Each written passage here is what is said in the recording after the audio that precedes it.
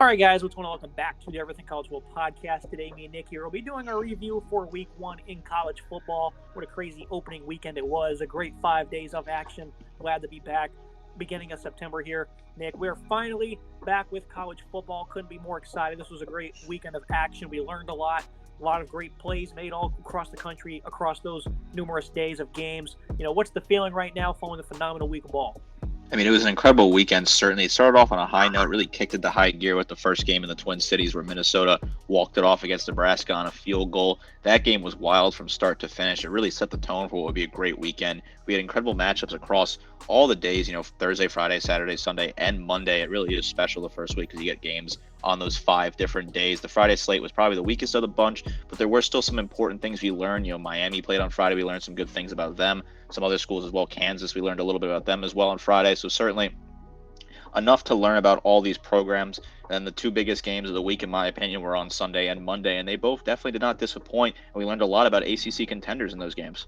Looking at that game down in Orlando, Florida State, LSU. I was in attendance for this game. It was a phenomenal game. It was like a 90-10 crowd in favor of the Noles, so their faithful certainly traveled out here for this one. And this was an interesting game from the start. LSU, first play, they had a wide open receiver, made it into the red zone. Florida State, they end up getting a stop. They end up going down the field themselves. Florida State, this offense did not get stopped one bit because obviously they only had 14 points in the first half, but I felt pretty confident in what the Noles were going to be able to do. Obviously, I picked them to win this game, picked them to make the playoffs, so I had a good feeling on this one.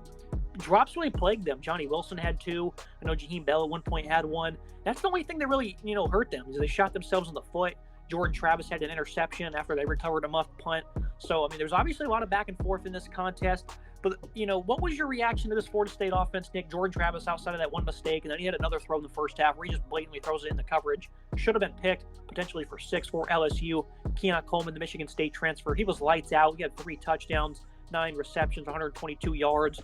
That hat trick really highlighted this passing attack that had its groove all night long. 342, 4 scores, highly efficient Jordan Travis.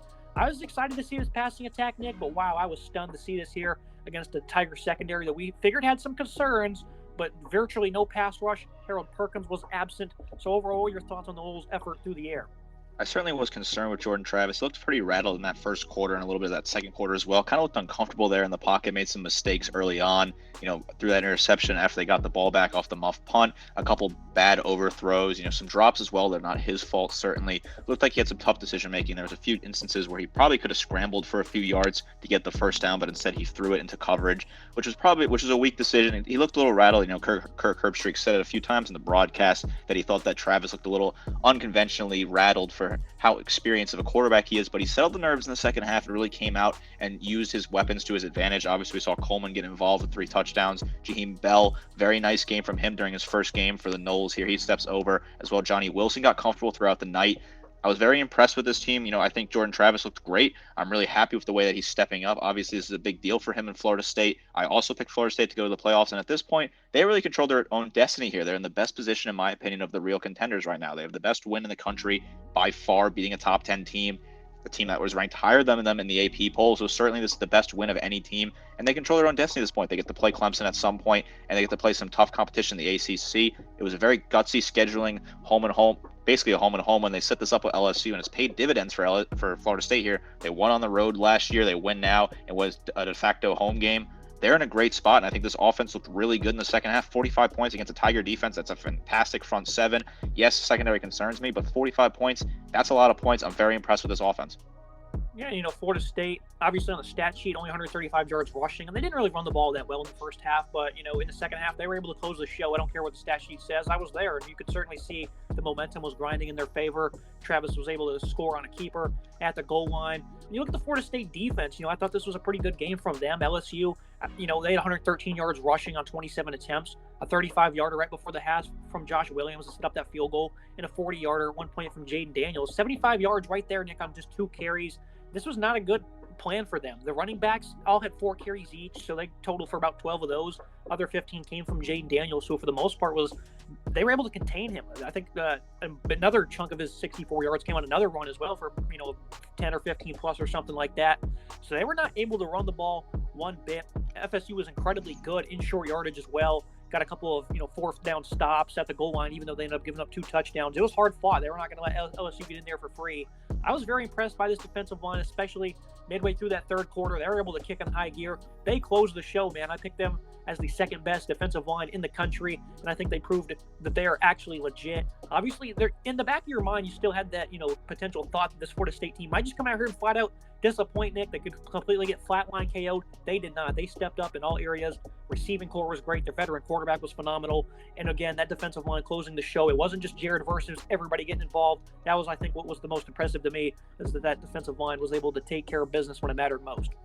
This defense came out and absolutely impressed me. I mean, they had 2 stops on 4th down in the red zone. That's a 14-point swing right there in the first half. That completely changes the game. The first stop early in the first quarter during that long LSU drive kick off the game really set the tone for me.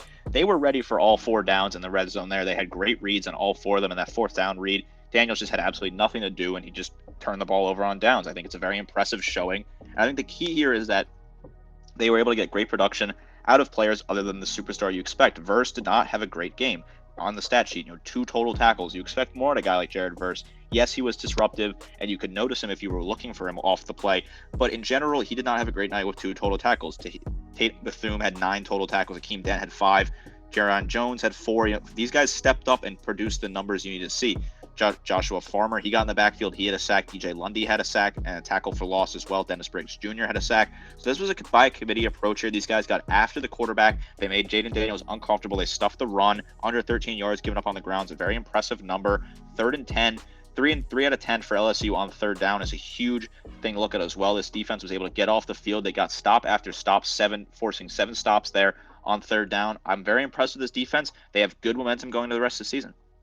I didn't think Jaden Daniels was all that bad through the air. I certainly want to get your take on that, Nick. 22 of 37, 347. Their last play from scrimmage on offense was a 75-yarder in garbage time to Brian Thomas, so I certainly need to pull some of those yards back. But it seemed they didn't work the middle of the field once. I don't recall them one time throwing across the middle of the field. It was to Thomas or Neighbors at the boundary, or an outright by Mason Taylor, or just a quick dump off. That was really all their passing attack was. And that hitch route by Neighbors was available all night long. He certainly, obviously, is one of the nation's best receivers. That's a reliable go-to target. But I could be wrong, and maybe I could be corrected. I'd have to go back and watch. But watching it in person, I said to myself, I don't think I've seen them attack the middle of the field even once, Nick. And that's certainly not going to be a great strategy throughout the season in this tough SEC. They certainly avoided attacking the middle, which is a very suspect decision.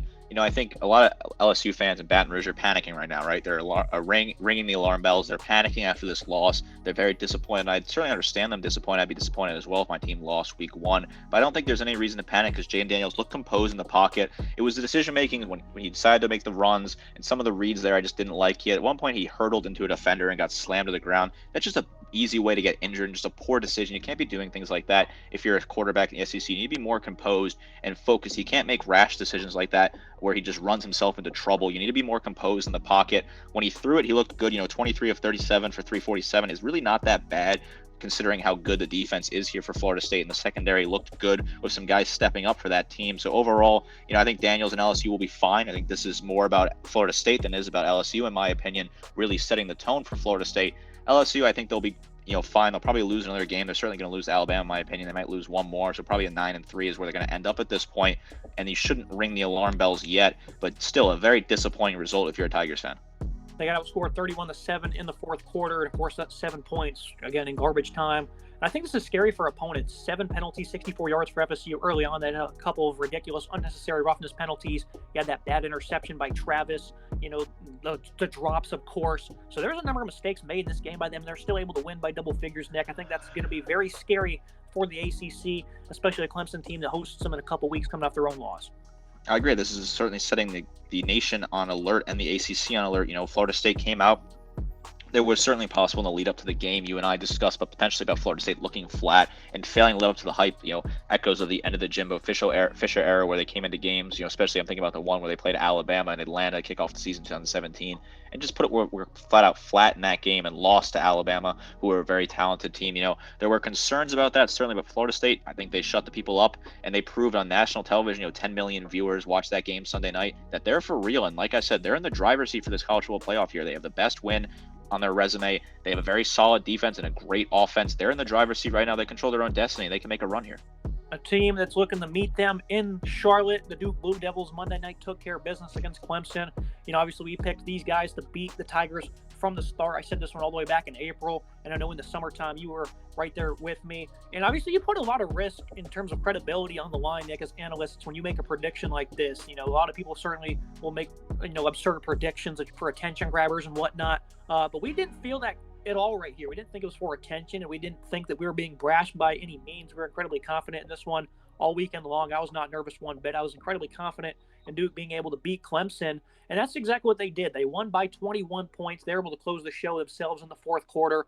We figured the Clemson offense would struggle in this game. They got things going in the second half a little bit, but they were awful in the red zone, Nick. They had 2 fumbles inside the 5, a blocked field goal. They had another blocked field goal in plus territory as well. Just overall crazy game.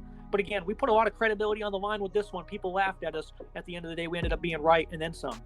Certainly feels vindicated to be right here. You and I both saw something in this Duke defense here. I love the matchup they had against a new look Clemson offense under Garrett Riley that, people are going to be upset what happened because they scored 7 points. They had 422 total yards and 213 on the ground. So that is certainly something positive to take away if you're a Clemson fan. Clemson fans, they feel like the end of the earth here, just like LSU fans. A lot of overreacting right now down there in South Carolina. And I don't blame them. Losing to Duke on national television on Monday night, it's just an embarrassing way to go. Dabo really was not composed in his post-game press conference. Looked like he was not composed at all during the game. 2 red zone fumbles from Cade Klubnik and company. Terrible for the offense. The freshman kicker, I feel bad for him, missed 2 kicks. One of them was blocked. The other one just absolutely hooked it. Basically a PAT. He hooked it to the left. Really poor performance, but I feel bad for the kid there. You don't want to be in that situation as a true freshman. The Clemson defense did look good, which I think is a positive to take away. I like that they were playing man a lot in the night. I think that was a really good decision for them. They got beat in some situations, but overall I like them going man for most of the night. This is tough for Clemson, right? This is a team that they want to get back to the college football playoff, and they start off with a loss. It's going to be tough to come back from this. It's, the recruiting, the lack of recruiting talent on offense, and certainly the ignoring of the portal by Dabo is coming to bite them back big time here, and it's really a problem in Clemson. That's exactly why I picked them to win this game, because obviously Duke, they only have like 2, 4, or 5 stars on their roster. But I felt the scheming by Mike Elko, the improvements that they made last year on defense, went from giving up 40 a game to 22 in just 1 year. That's absurd. And that's why I was confident. I just felt like the scheming, this 4-2-5 was going to get to work. They had the mismatch on the interior. Clemson, they were able to really attack that interior in that second half. They're really running the ball well. Phil Maffa and Will Shipley, they started to pick up some yards on the ground. But Cade Klubnik, people say he didn't have a great game. And yeah, in the slightest he didn't. But at the same time, he had no help. Antonio Williams had a crucial drop at some point in that second half. Guys were just not open. And Nick, that's exactly what we said was going to happen. Is this 5-man back end was going to be able to dominate this receiving core that has no talent. And that led to them being very stagnant through the air. 209 yards on 43 attempts, had a touchdown and a pick, which was a short dump off to Will Shipley. Only score of the game came off of a Jalen Calhoun fumble. He was flat out awful in this game, made many mistakes. Duke, kind of like we said with Florida State, they were able to win handily despite making some very foolish mistakes. Calhoun, the veteran, he's going to bounce back and be big for them this season. Well, that was the only score, Nick, an 18-yard drive that is off a muff punt. They should have had more points, left a lot on the table, but at the end of the day, that's all they scored was 7, and that's why they lost. Extremely uncharacteristic performance from Duke in terms of turnovers. A lot of bad penalties too. Late hits, bad false starts, several false starts on third down. I believe they had 3 false starts on third down that made 3rd and 2, 3rd and 3 into 3rd and 7 and 3rd and 8, and just you're shooting yourself in the foot there. Very uncharacteristic from Mike Elko coach team, which is really one of the takeaways for me is concerning. Is Duke's got to clean up those messes because they're going to lose games they don't do that. Clemson, I'm not going to put this on Cade Klubnik. I don't think it's his fault at all. He was working with what he had. He looked composed in that second half. He felt comfortable in the pocket. The fumbles, I don't really blame them on him. Miscommunication with the running backs, that happens. But to have 2 of them in the red zone, very brutal. Also, I give him credit because he did chase down the Duke defender that scooped up that second fumble. He chased him down 50 yards. If he didn't make that effort in, Duke would have scored there and made that margin even wider. I give him credit there where credit is due. I think Klubnik will be fine the rest of the season. I think he's comfortable in the pocket. Just a tough matchup against the defense. Clemson was dominating Duke's interior in the second half on the ground. Shipley, obviously his numbers were solid. 17 carries, 114 yards on the ground, plus the 6 grabs through the air for 29 yards and the touchdown. Clemson, though, I'm concerned, right? Long term, I'm very concerned. This program has not been good the last couple of seasons. Dabo seems to have lost his touch. Social media was not kind to Dabo Swinney last night. Certainly don't blame them for taking shots at Clemson here. It's a tough loss if you're a Tigers fan, and a lot of question marks going forward because the defense looked good. The play calling was good. Like I said, I like the man-to-man decision by the defense. The offense, though, so many question marks. You're going to have to find a way to score points, or they're going to lose multiple games this regular season. And we knew this Duke offense would probably struggle against this great defense. Obviously, a big talent, gap, and then the offensive line outside of Barton at left tackle, not all that great. They ended up running for 199 and 3 touchdowns. That 44-yarder from Riley Leonard really was the swing of the tide there in the third quarter. On third down, he's able to break a tackle from Barrett Carter, who had him wrapped up. He just showcased his power. A Tim Tebow-like run, I would say, Nick, that really put this offense out ahead, and that certainly was big for them because this defense had their number all night. We had said it throughout the game, and they were even better than I expected. 28-7 final score. What was your final thoughts on this game? Leonard played like a veteran. Numerous throwaways. Guys were just not open. Didn't look to force anything. I don't think he made a bad decision once all night. And then I also want you to kind of talk about that Cade Klubnik play in that fourth quarter where he, obviously he's a young player. He ended up sliding instead of diving for that first down. And of course, it was a wacky play. They called it dead ball targeting. It's usually not how that works out. But in that case, Clemson ended up getting screwed, though. Right, so I think Riley Leonard had a good night. It's a bit of a coming out party for him. You and I have been high on Riley Leonard, and I've seen some scouts recently talk about how there's some rumored potential that he could raise his draft stock if he has a really good season. Looked good on the ground, and like you said, he looked like a veteran, right? He threw the ball away on several occasions, which I was very happy with, because if you're not going to be able to create anything there, don't put the ball in a dangerous situation. Don't throw across the middle of the field. Don't throw across your body, things like that. He avoided those things, just dumped it out of bounds, took the down, loss of the down. It's not a problem if you do that in a close game like this. I was really proud of Riley Leonard for that run to break that tackle from Carter. That's a tackle that Barrett Carter makes 9 out of 10 times, potentially even 9.5 out of 10 times, because he's such a good player. But Riley Leonard makes a play out of that and ends up scoring. Incredibly talented move by the young man, a very humble young man. Came out of high school from Fairhope, Alabama, only had 5 Division I FBS offers, including one from Ole Miss that came after he committed to Duke. But Vanderbilt, Duke, those are the type of programs that offered him. Was also a basketball player, super talented kid, very humble. And then on the Cade Klubnik play, upon watching it live, I thought Klubnik slid because I believed he thought the sticks were a little bit closer than that, which, first career start, you can make a mistake like that. In a close game, you get a little confused and you slide early. The play by rule, right, he did get targeted and it's a dead ball foul, and therefore it is Duke ball. It makes zero sense. The rule is probably going to get changed after this. But Klubnik, it's just a mistake that happens. I'm not going to be too critical of it because he thought that he had the first down. He slid, tried to protect himself, tried to not make himself a runner there. If he had dove, he could have put himself into potentially injury. It's just a little bit of an unfortunate bang-bang play there. So I'm not going to really take too much out of that from Cade Klubnik. I thought he had a good night overall, and I think he's going to be a star quarterback still. He just doesn't have the talent at wide receiver to throw to. We're going to have the rest of the top 15 teams, that is. We'll go ahead and look at the top 15, how they perform. Georgia took care of business with ease against UT Martin. Alabama, led by Jalen Milroe, who put on a clinic through the air and on the ground, easily handled Middle Tennessee. I think the biggest thing here I want to kind of talk about was Ohio State and then Washington. The Buckeyes, third straight year, season opener. The offense does not look good. A lot of overreacting coming here. And obviously the offensive line certainly wanted to see a little bit more out of them. But Chip Trainum ended up being their leading rusher of 57 yards. That's certainly not great. Kyle McCord on fourth down. They went into the I formation, play action, ends up throwing across the middle of the field for an interception. It seems like they're really holding this offense back, Nick.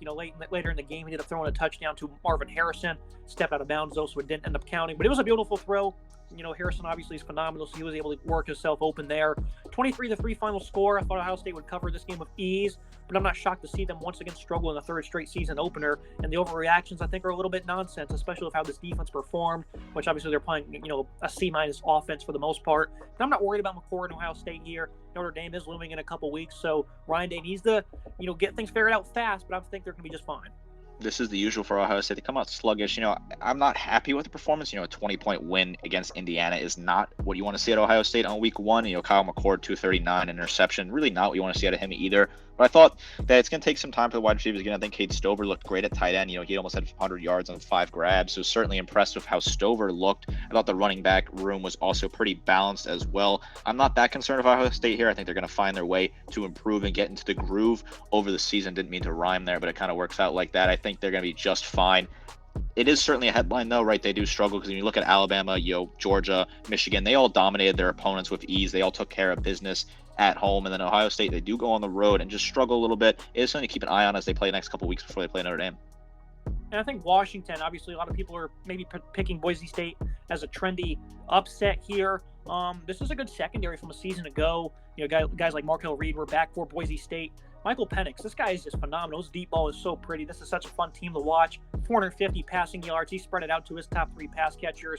Obviously, in every football game, there's players you'll talk about and how much depth teams have, and sometimes the guys won't show up. But all these receivers, the top 3 guys coming back for Washington, all showed up. They all put on great performances. McMillan, 95 yards, 2 scores, 101 in the score for Jalen Polk, and Romeo Aduns had 132, and he also found pay dirt here. This is just a phenomenal Washington attack here, Nick. In this win, a lot of people were picking Boise State to win their conference. They could end the regular season ranked. And if Washington's here in the college football playoff hunt, this win, 56-19, could look really good come the end of the year. Not getting enough love, I think, from the CFB community. But us, we paid attention to this, and we think this might be massive come late November. Certainly a huge resume builder here. This game was pretty close in the first half, but then Washington scored 28 points in the second quarter, really start to build this pull away. Penix Jr., a beautiful throw from him. Deep ball is fantastic. 450 yards, 5 touchdowns for him. Just incredible. Spread it out to all his wide receivers. Oduzan had the most receptions with seven receptions, 132 yards, and a touchdown for him. The defense looks good as well. They got some nice stops against the Boise State offense that has some serious talent on the ground. Washington, they put themselves in the position here in the Pac-12 to be a contender. If they can beat the big dogs in the conference, they can find themselves in a good spot. I think the Huskies are in a very good spot. There's a nice schedule of them from out of conference early in the season at home. I like what the Huskies are doing here. I think they're building towards a very good season. This offense is dynamite. We knew that. The defense looked a lot better than I expected. And this is another big win for the resume. Like you said, if the Boise State go out and win their conference, that's a huge add for them to beat that team by as many points as they did. A lot of people were taking Boise State to cover the spread, depending on what book you were looking at, it was, anywhere from 10 to 14 points. And Washington just blitzed them and totally covered that and some. Very pleased with how they looked this weekend. Then you look at number 12, Tennessee.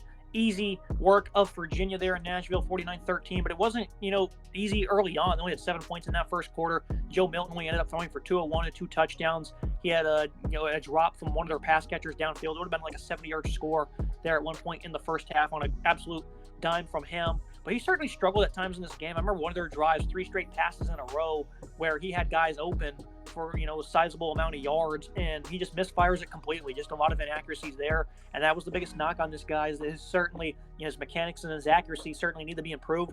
We didn't see that in week 1.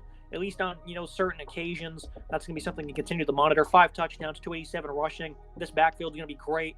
3-headed monster in Wright, Small, and Sampson ended up finding the end zone 4 separate times for the Volunteers. What do you make of this performance? Obviously, they're playing a pretty bad opponent. They held this offense in check, 106 yards passing, 95 rushing. I think they performed a little bit better than I expected.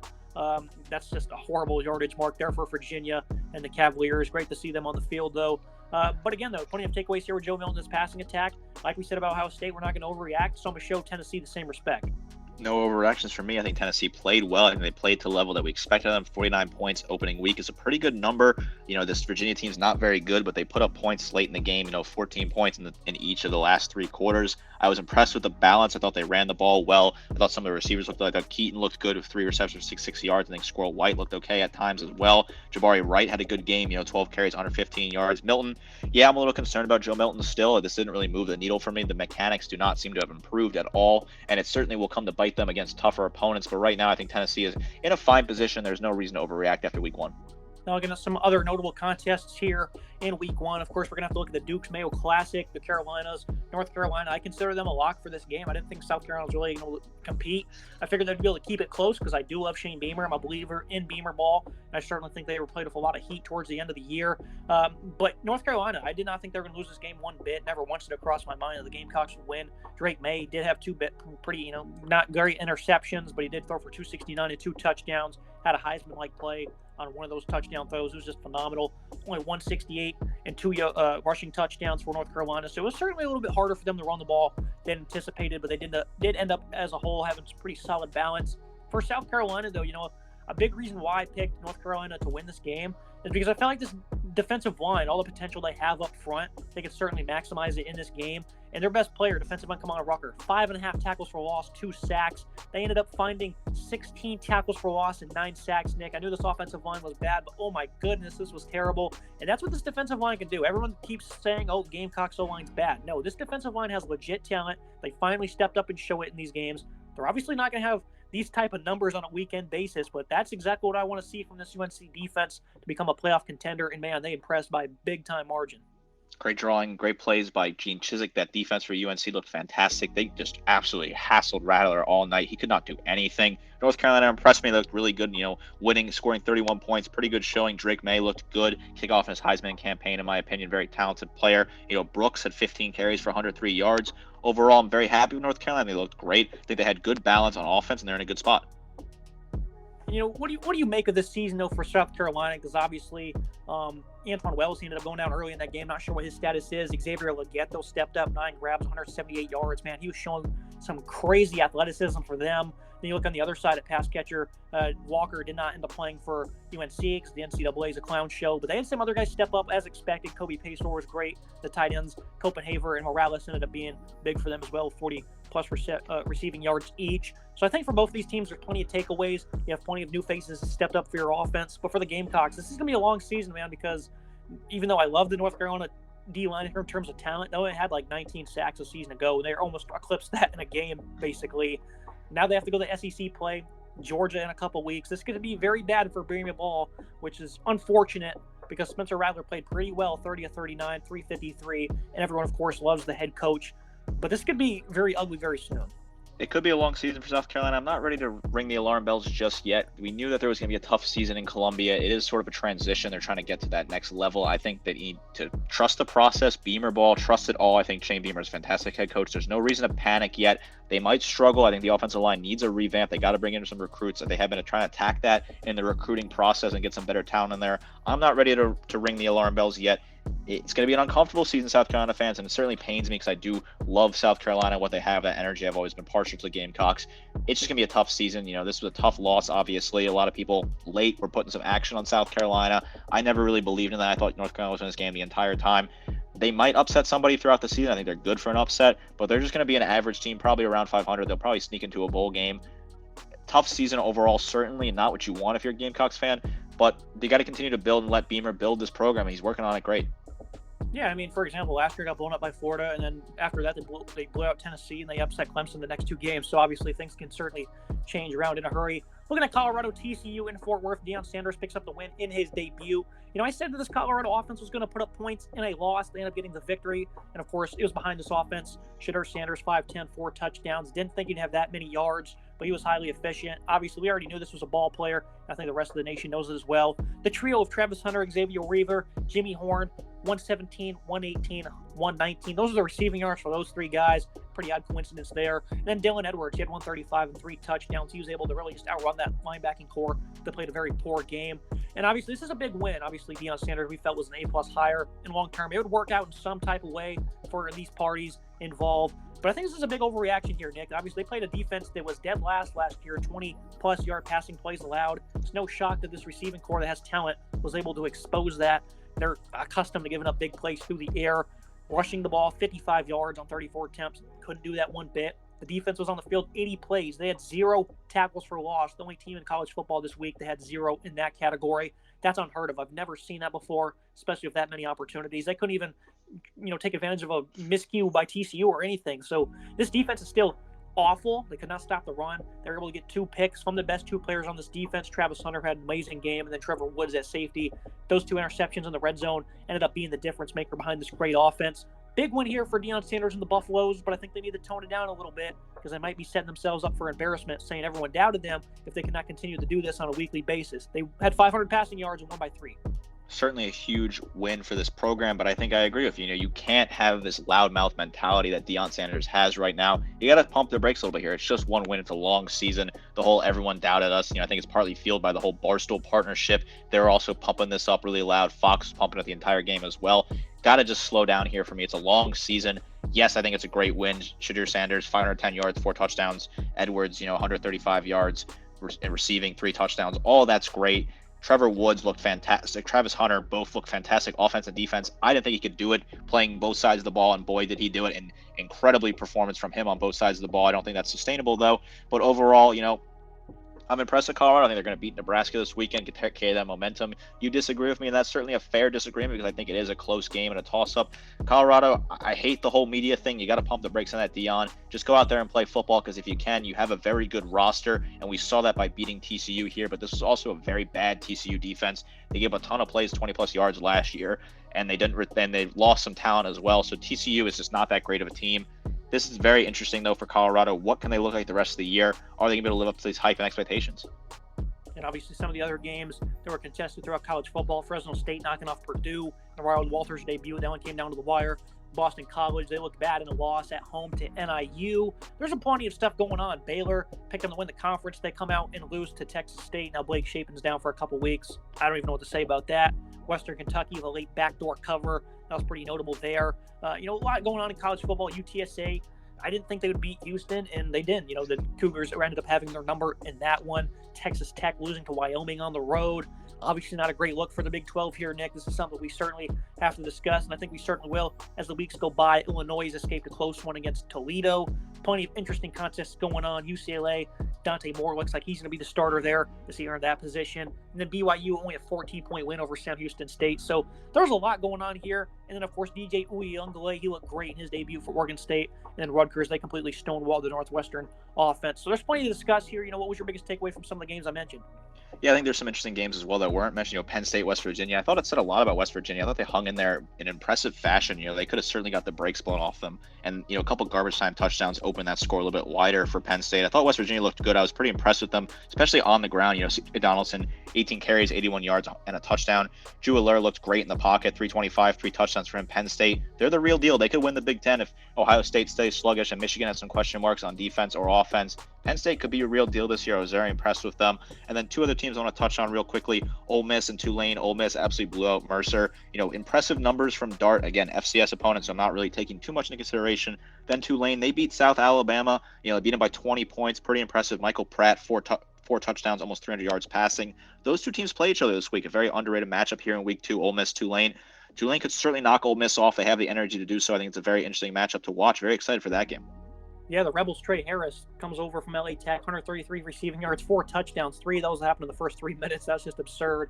And like you said, Tulane, they ended up beating a very good South Alabama team by 20 points at home. It's going to be it for today's episode. As always, Nick, I appreciate you joining me. It was a great week 1. Week 2 and 3 certainly don't have as much in store. There is a big headline contest between Bama and Texas. But other than that, I don't expect as many fireworks as we did in week 1, but it's college football, and I'm certainly going to be wrong, I'm sure.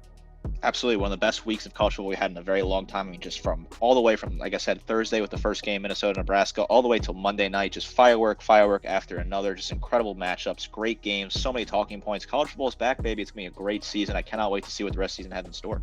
Make sure you guys like, comment, subscribe. See you next time.